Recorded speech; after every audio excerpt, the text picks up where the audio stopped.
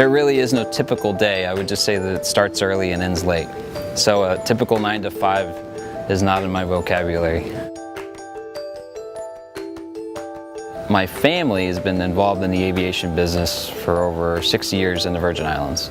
I grew up in it, and it's just something that I enjoyed doing. So that's why I kind of took over the family business and pursued aviation. Being an on-demand charter company, which is what we are, we don't run a schedule. For example, today I flew from here to Anguilla to San Juan, back to St. Croix, back to San Juan. A lot of happy people, but the funny thing is I would say 80% of the time I'm looking out the window at the beautiful ocean and the sky and enjoying the sights. In today's world, you need to have, at a minimum, a bachelor's degree.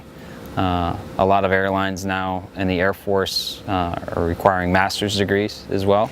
So to be competitive, you need to have a solid background, a base education, not necessarily in aviation, but it does help to go to one of the big aviation schools.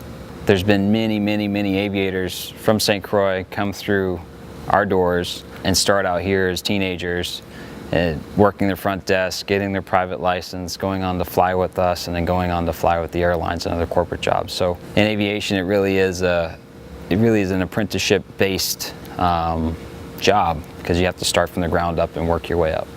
You kind of have to pay your dues. So the annual salary range, you could start out as low as, you know, $30,000 a year all the way up to $250,000 a year. You kind of move up the ladder based upon how many hours you have, and you log all of your hours on a day-to-day basis based on your flights. And just, you know, if I'd started logging my time at a younger age, because I was flying around and not really taking advantage of that, that would have helped me move me along in my career, maybe get my ratings a little bit quicker.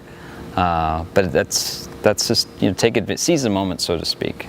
And people ask me, why do you do all this different stuff? Because I do fly so many different airplanes. I have to have tests on all those airplanes every year.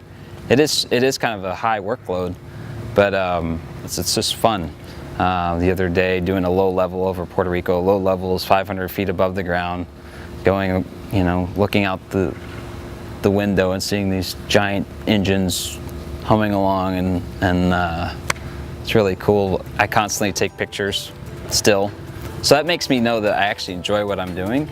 So I'm like a little tourist up there in the cockpit, snapping pictures of sunsets and things of that nature. So.